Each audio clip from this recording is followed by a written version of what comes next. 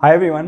अभी रिसेंटली कुछ टाइम पहले मैंने अपने व्हाट्सएप के स्टेटस में देखा कि मेरे एक डिस्टेंट रिलेटिव ने, जो कि अराउंड 18-19 साल का है, उसने एक यूट्यूब के वीडियो की थंबनेल लगा रखी थी और साथ में उसका लिंक डाल रखा था। वीडियो का टाइटल था the dark reality of social media.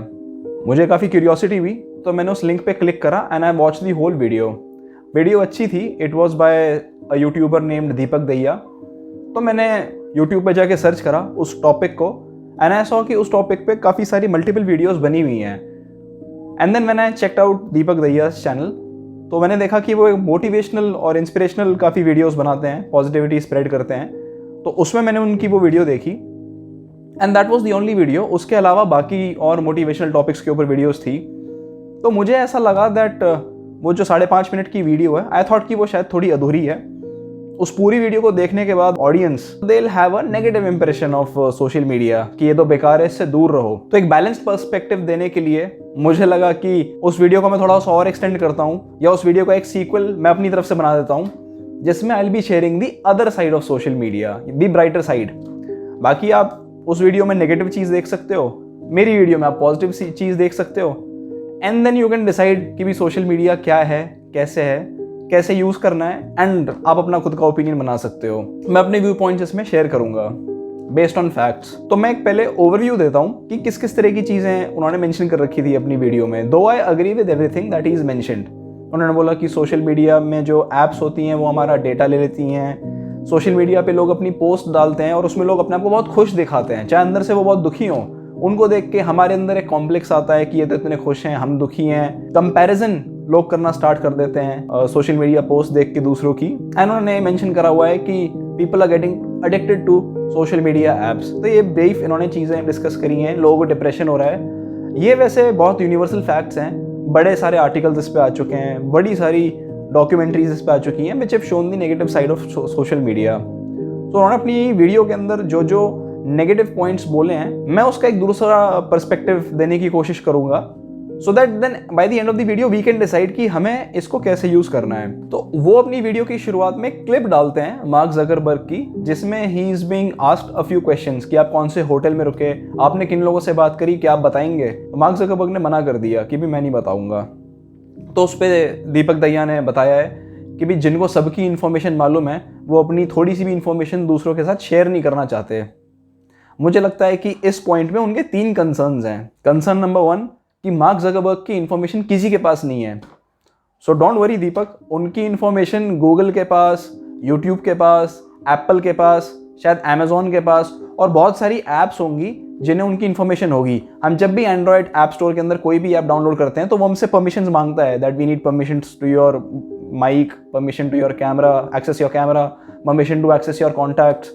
तो मुझे लगता नहीं कि शायद ऐसा कोई भी यूज़र होगा जिसने अपने फ़ोन में कोई भी ऐप ना डाल रखी हो। तो उनकी इन्फॉर्मेशन हमारे पास नहीं है, बट और बाकी ऐप्स के पास होगी। और रही बात सिर्फ इन्फॉर्मेशन की, तो फेसबुक के पास तो सिर्फ ये इन्फॉर्मेशन है कि हम क्या लाइक करते हैं, क्या डिसलाइक करते हैं, हमने क्या कमेंट दिया है। आधार के आने के बाद तो UIADI के पास हमारी बायोमेट्रिक की, आइरिस स्कैन की, सबकी इन्फॉर्मेशन है। दूसरा कंसर्न मुझे लगा उनका जो था वो ये था प्राइवेसी कंसर्न या साइबर सिक्योरिटी कंसर्न। देखो, साइबर सिक्योरिटी और हैकिंग जो इशूज है ना, वो सोशल मीडिया से भी पहले से होते हुए आए हैं। They have been happening since ages. In fact hacking तो 1960s से होती हुई आई है। आई नो आप लोगों को लगेगा कि यार इंटरनेट तो 1990s में आया था, हैकिंग 60s से कैसे हो रही है। अगर कोई साइबर सिक्योरिटी और हैकिंग की हिस्ट्री और एवोल्यूशन के बारे में जानना चाहता है तो उसका एक आर्टिकल और 2 बुक्स, उनके लिंक्स मैंने नीचे डिस्क्रिप्शन में डाल दिए हैं। इफ़ एनीबडी इज इंटरेस्टेड, आप वो जाके रेफर कर सकते हो।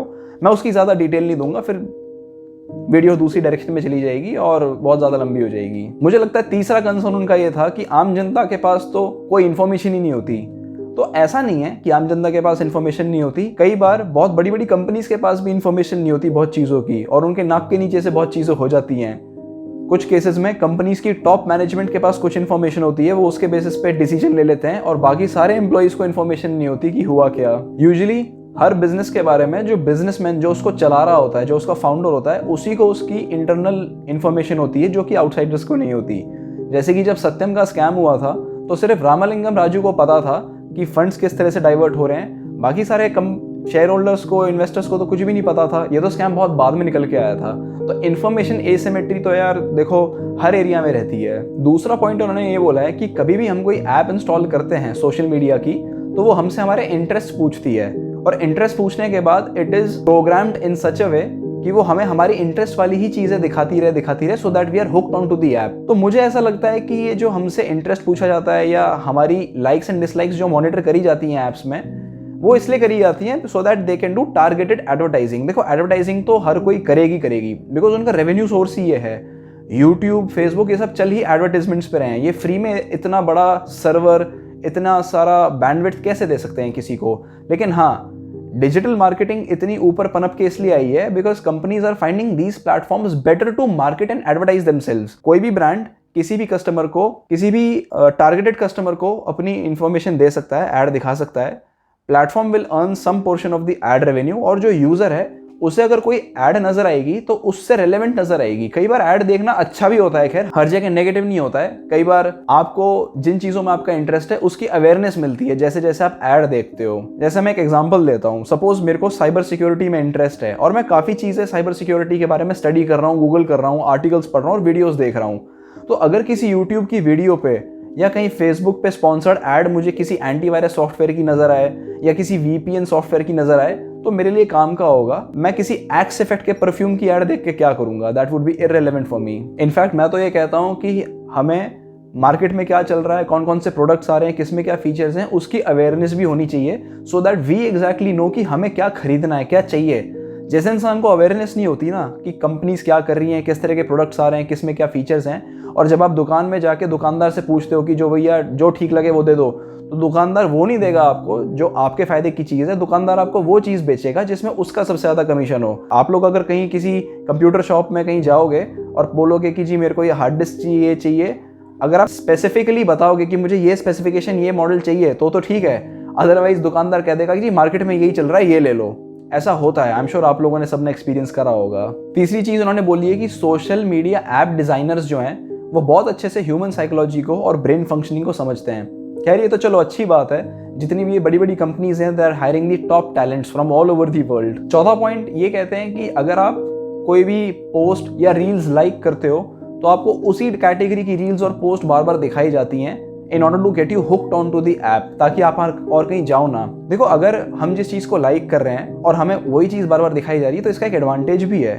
जैसे अगर मैंने कोई न्यूज़ चैनल को सब्सक्राइब किया हुआ है या लाइक किया हुआ है, या स्टॉक मार्केट न्यूज़ चैनल को, फाइनेंस को लाइक किया हुआ है, तो अगर मैं कहीं किसी काम में बिजी हूँ, मुझे नहीं पता कि दिन दुनिया में क्या चल रहा है, तो मेरे फ़ोन में नोटिफिकेशन आएगी और मुझे आइडिया लग जाएगा कि न्यूज़ में, बिजनेस में या फाइनेंस में क्या चीज़ें चल रही हैं, क्या अपडेट हो रहा है। और उसी तरह से अगर आप यूट्यूब पे जो गवर्नमेंट चैनल्स हैं जैसे PIB हो गया या PMO ऑफिस हो गया, या ट्विटर पे जाके अगर आप चीफ मिनिस्टर या PM या किसी भी बड़े मिनिस्टर के चैनल को सब्सक्राइब करो या फॉलो करो ट्विटर पे, तो आपको कंटिन्यूसली अपडेट्स मिलती रहती हैं कि वो क्या कर रहे हैं। सो आई थिंक रेलेवेंट चीज़ों की अपडेट मिलना उतना भी बड़ा नेगेटिव नहीं है, it has a positive side also. I will not be flooded with irrelevant content. Fifth point ये कहते हैं कि everybody loves to be appreciated. हर इंसान को तारीफ सुनना बहुत पसंद है और इसीलिए काफ़ी बार लोग इंस्टाग्राम पे, फेसबुक पे और बाकी सोशल मीडिया ऐप्स पे अपनी बेस्ट फोटो क्लिक करते हैं और डालते हैं। फिर वो चेक करते हैं कि मुझे कितने लाइक आए, कितने कमेंट आए, फिर वो और फोटोज डालते हैं और फिर वो और कमेंट्स चेक करते हैं और ये सिलसिला चलता रहता है। एंड एवरीबडी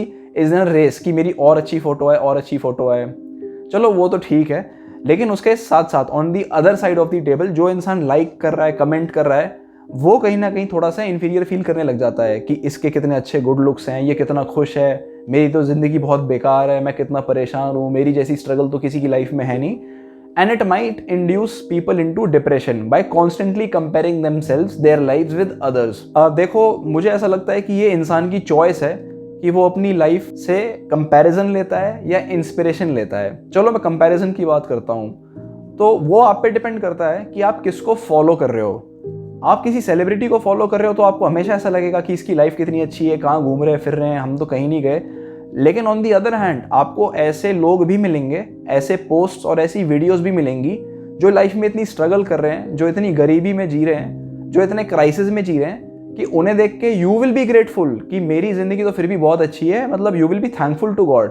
तो मुझे ऐसा लगता है कि जो लोग डिप्रेस हो रहे हैं या ऐसे लोगों को देख के इन्फीरियोरिटी कॉम्प्लेक्स फील कर रहे हैं कि उसकी लाइफ कितनी अच्छी है, एक बार आप जो on the other end of the world जो बाकी लोग हैं जो बहुत स्ट्रगल से जूझ रहे हैं, आप उनकी लाइफ भी देखो। आई एम श्योर आपको लगेगा कि आपको तो फिर भी भगवान ने बहुत कुछ दिया हुआ है, यू आर वेरी प्रिविलेज्ड। ये तो होगी कंपैरिजन की बात।